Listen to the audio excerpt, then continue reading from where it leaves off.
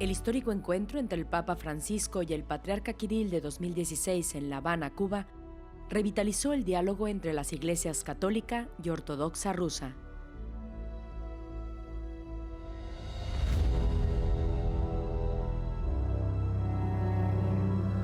Desde la firma de la Declaración Conjunta en La Habana, ambas iglesias se dedican ahora a la aplicación de sus compromisos escritos. Los puntos de colaboración van desde la superación de los desafíos del mundo contemporáneo o el apoyo a la familia tradicional y a la moral cristiana, pasando por la ayuda conjunta a los cristianos perseguidos hasta su revitalización de la devoción a los santos comunes. En este episodio especial, les traeremos las celebraciones del cuarto aniversario del histórico encuentro entre el Papa y el Patriarca. Además, les explicaremos cómo y por qué todos los católicos deberíamos trabajar por la unidad de los cristianos. Finalmente, disfruten junto a nosotros de la música sagrada que une a Occidente y Oriente.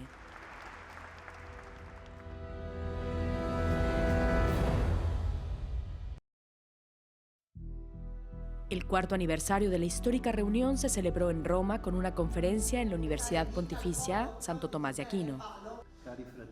El presidente del Consejo Pontificio para la Promoción de la Unidad de los Cristianos, el cardenal Kurt Koch, explicó que cada año la celebración está dedicada a un asunto específico de la Declaración Conjunta y que, en concreto, este cuarto aniversario se centra en profundizar en la tradición de la veneración de los santos comunes. El artista y diseñador de los mosaicos de la Capilla Redemptoris Mater del Palacio Apostólico, Iván Rubnik, abordó el tema de la dimensión espiritual de la liturgia que se celebra en la comunión de los santos. En la liturgia nos adentramos, profundizamos en la liturgia celestial, porque solo hay una liturgia y solo un celebrante, ofertante y sacerdote, que es Cristo. Solo en ella encontramos la redención, solo allí hay humanidad redimida. En el cielo todos nos vemos como humanidad. Como dice la carta a los Efesios, humanidad que está llena en todos los aspectos por Cristo.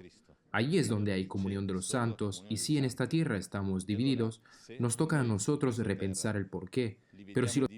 Pero si los santos son santos porque manifiestan en sí mismos el cuerpo de Cristo, sin duda están en comunión.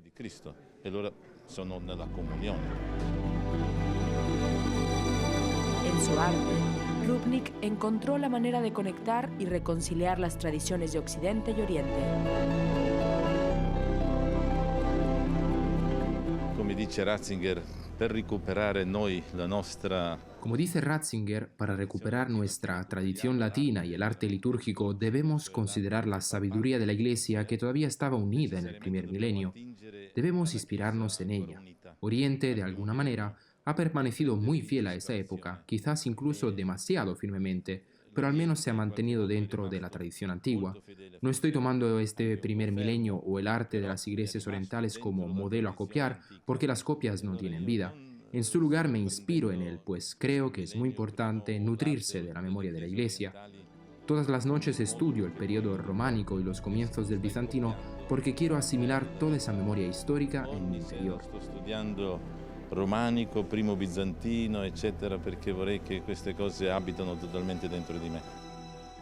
Hilarion, el metropolitano ruso ortodoxo, se refirió al ejemplo de veneración que el Papa Francisco tiene por el santo ortodoxo ruso Serafín de Sarov. Señaló que el Santo Padre reza todos los días por la intercesión de ese santo. Otra muestra más de la llamada amistad de los santos es la veneración que los ortodoxos rusos tienen por el beato católico de Moscú, el Dr. Haas. Los santos que compartimos están motivando una reconciliación. Además de estos encuentros anuales, hay más de 10 proyectos culturales y humanitarios conjuntos entre ambas iglesias. Entre esos proyectos me gustaría mencionar uno que me es particularmente querido: ayudar a los niños de Siria que sufrieron durante la guerra, así como a todos aquellos cuyas extremidades fueron mutiladas o voladas por minas y bombas. Por supuesto que no podemos curarlos, pero podemos ayudarlos. Debemos darles la oportunidad de una vida completamente normal.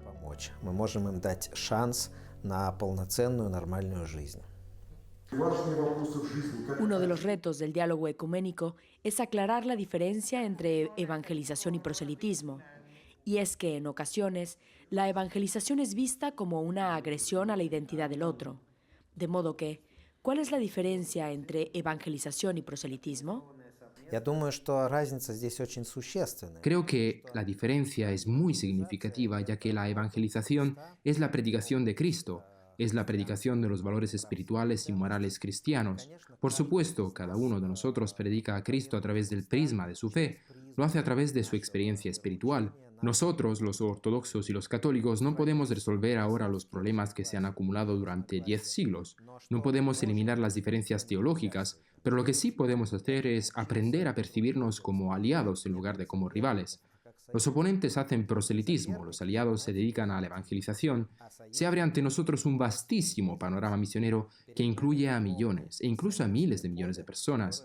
Hay espacio más que suficiente para que todos los católicos y cristianos ortodoxos desarrollemos esta labor misionera sin pelearnos, solo si en lugar de gastar nuestras energías luchando entre nosotros, nos ayudamos mutuamente. И друг с другом не ссориться, а наоборот друг другу помогать.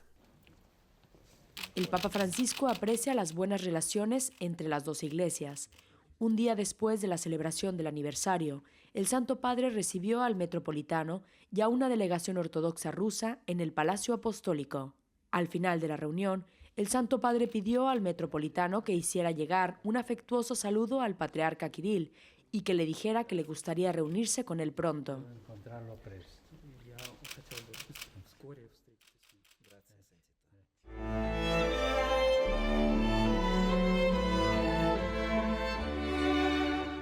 Tras una breve pausa, hablaremos del ecumenismo desde la perspectiva católica. Quédense con nosotros.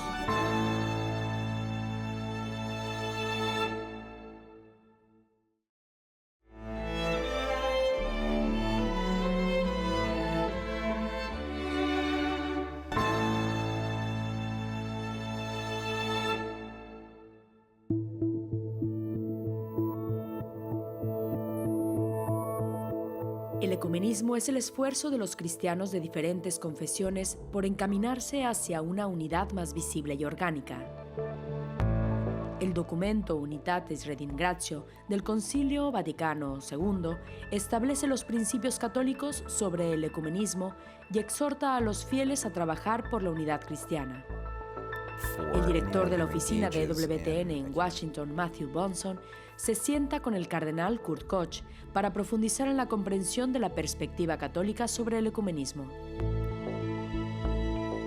The goal of ecumenism in a Catholic view is to have a visible Desde el punto de unity. vista católico, el objetivo del ecumenismo es lograr una unidad visible entre las diferentes iglesias y comunidades eclesiales. Pretendemos que haya una unidad visible en la fe, en los sacramentos y en los ministerios, pero actualmente nos enfrentamos a un gran problema debido a que no compartimos una visión común del objetivo ecuménico.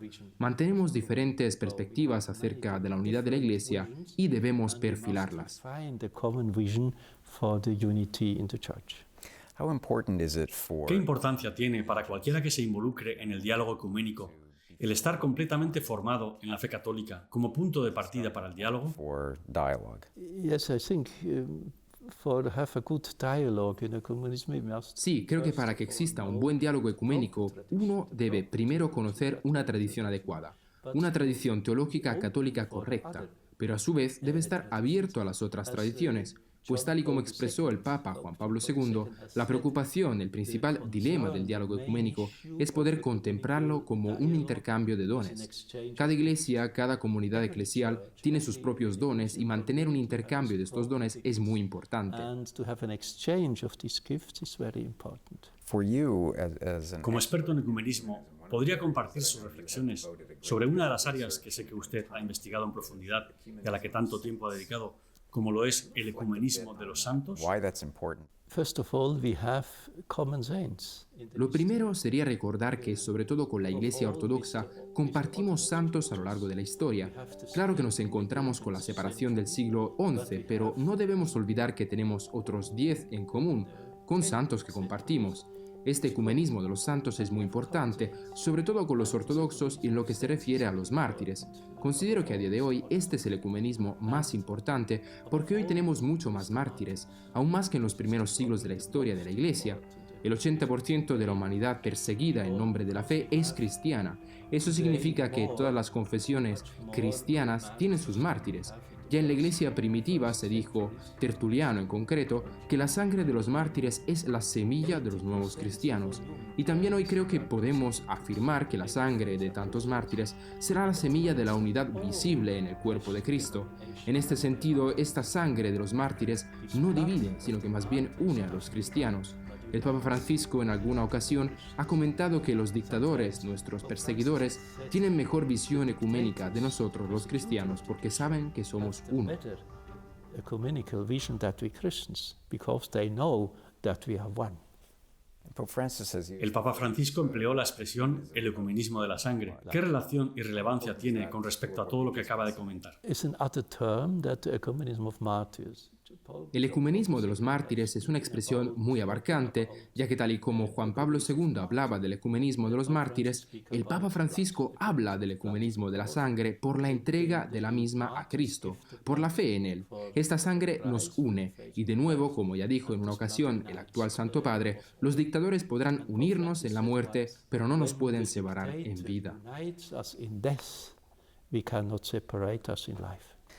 from your standpoint as Como figura clave en el diálogo de la Iglesia en el ecumenismo, bajo su punto de vista, ¿cuáles son los elementos fundamentales de una educación universitaria adecuada que fomente realmente la unidad cristiana? I think it's very important that we have an ecumenical dimension in the Creo que es muy importante que tengamos una dimensión ecuménica dentro de la dimensión teológica, porque perfeccionar la unidad entre toda la creación es un deber muy grande e importante del Concilio Vaticano II. Todos los papas después del Concilio Vaticano II han mantenido el corazón abierto cara al ecumenismo y la búsqueda de la unidad. El ecumenismo tiene diferentes dimensiones. En primer lugar, tiene una dimensión espiritual, ya que la oración por la unidad es la base de todo. Como podemos comprobar tanto en el pasado como en el presente, tenemos mayor capacidad de dividir que de unir, pues la unidad es solo un fruto del don del Espíritu Santo y la mejor preparación para recibir este don es orar. También tenemos un ecumenismo práctico de colaboración entre las diferentes iglesias y un ecumenismo pastoral. Igualmente mantenemos un diálogo sobre la verdad en el ecumenismo teológico debido a las diferencias teológicas que encontramos en el pasado entre las diferentes iglesias. Este diálogo teológico, ecumenismo teológico, existe para resolver este problema que tenemos relativo a la división por cuestiones teológicas. En este sentido es muy importante que consideremos esta dimensión ya desde los inicios. ecumenism, and in this sense it's very important that we have this dimension also in the formation. well, Your Eminence, Su Eminencia, muchísimas gracias por su tiempo hoy y por toda su labor. Thank you. Gracias a ti y toda la gente que nos va a ver. Want to see Cuente con us. las oraciones de todos los televidentes de EWTN. EWTN's viewers. Thank you so much.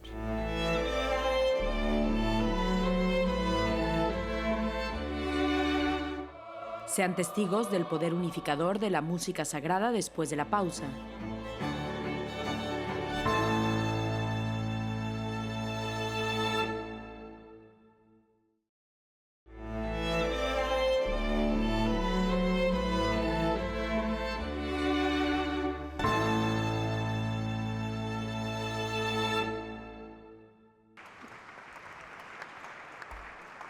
El día de reuniones y eventos conmemorativos del 4º aniversario del histórico encuentro entre el Papa Francisco y el patriarca ortodoxo ruso Kirill terminó con el indiscutible protagonista del ecumenismo, la música sagrada.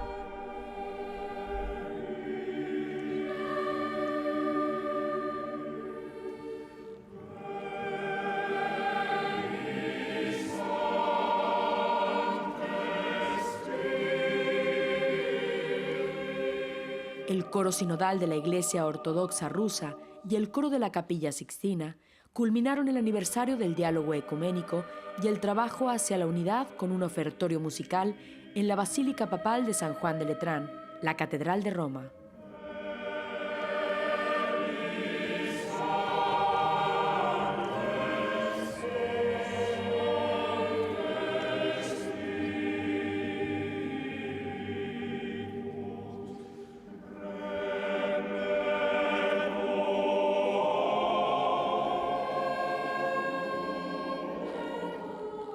La musica è molto importante. La música es de vital importancia porque es un lenguaje que va más allá de las diferencias y que por sí mismo crea armonía y entendimiento. Por lo tanto, pienso que la música es un instrumento único y privilegiado para lograr la unión entre las dos iglesias.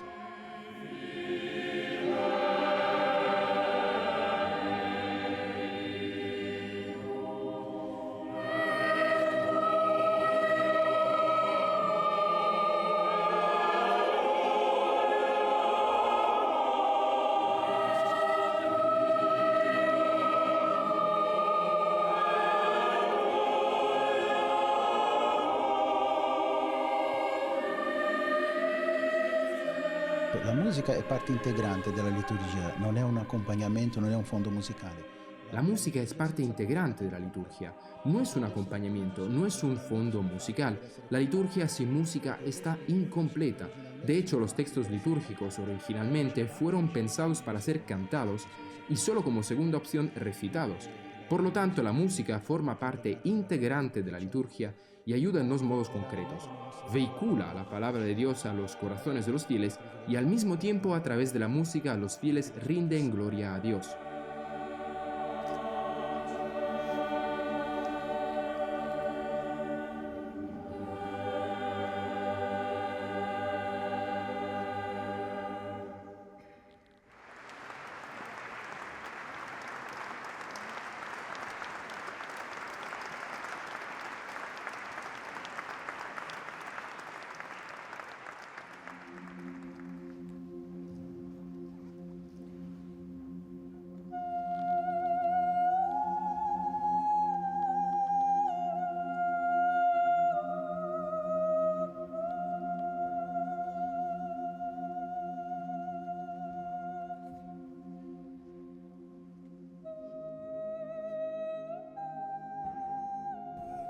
Духовная музыка уже... La música sagrada desde los primeros siglos del cristianismo ha acompañado siempre la divina liturgia y continúa a ser parte integrante de la liturgia tanto en la Iglesia ortodoxa como en la Iglesia católica de nuestros días. Las raíces de la música sagrada se enraizan en lo más profundo de nuestra fe en la Santísima Trinidad y en Jesucristo, Salvador del mundo y Dios hecho hombre. Estas raíces comunes vienen de la antigüedad y las vemos presentes en el alma de la música gregoriana de la Iglesia católica y en el canto znamení de la Iglesia ortodoxa rusa. Ambas manifestaciones musicales están íntimamente relacionadas espiritualmente.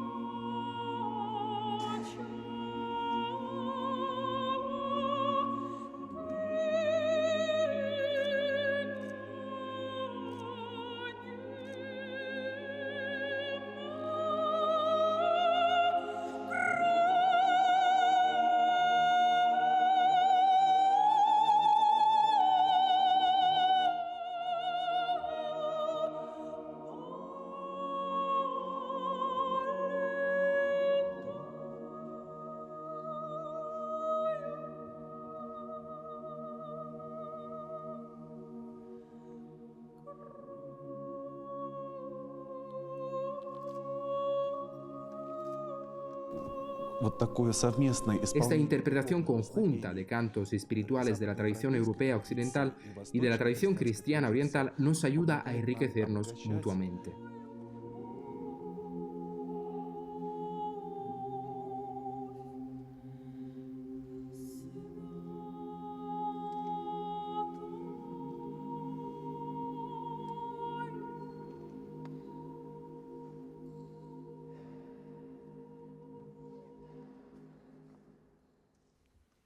El repertorio escogido por ambas formaciones musicales destaca la dimensión trascendente de la música sagrada, que tan íntimamente une al alma de ambas iglesias.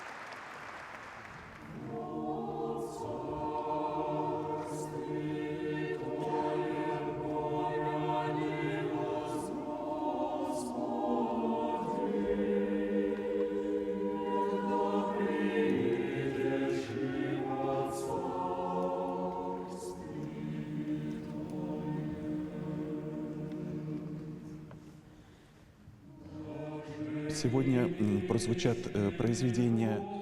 Hoy escucharemos las obras de algunos compositores rusos muy cercanos a nuestra época. Pavel Chesnokov fue un compositor de la primera mitad del siglo XX. Georgi Sviridov es ya un compositor de la segunda mitad del siglo XX y nuestro presidente contemporáneo del Departamento de Relaciones Exteriores de la Iglesia del Patriarcado de Moscú y compositor metropolitano Hilarión, así como un sacerdote contemporáneo de la Iglesia Ortodoxa rusa, el arcipreste Nikolai Vedernikov. De esta manera hemos querido cantar música cercana a nuestros días que siga glorificando a nuestro Salvador Jesucristo.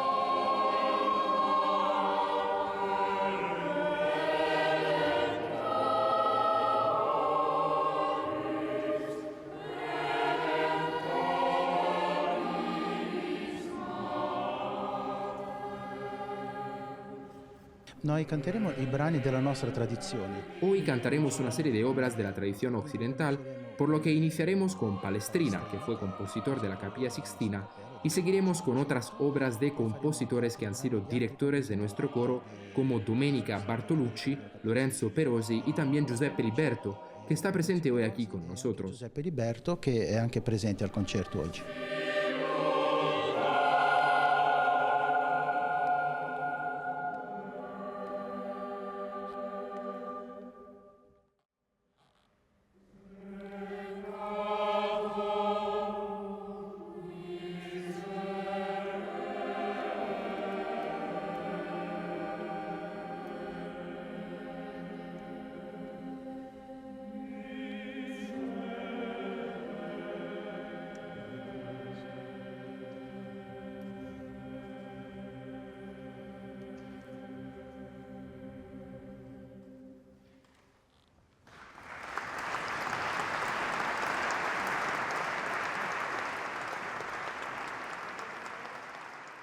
Es un concierto en el que cada obra apela a la unidad espiritual de dos iglesias que laten con un mismo corazón.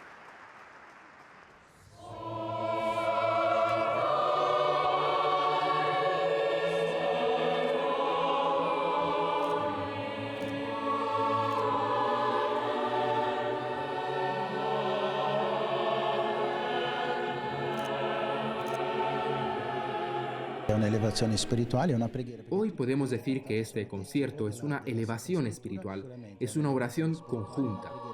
Todos los textos que se han cantado provienen de la Sagrada Escritura o de la liturgia, por lo que son textos inspirados, son textos que se mueven en una doble dirección. Por un lado ayudan a que el corazón del hombre reciba la palabra de Dios y al mismo tiempo sirven de alabanza hacia el Creador. E dalle nostre voci.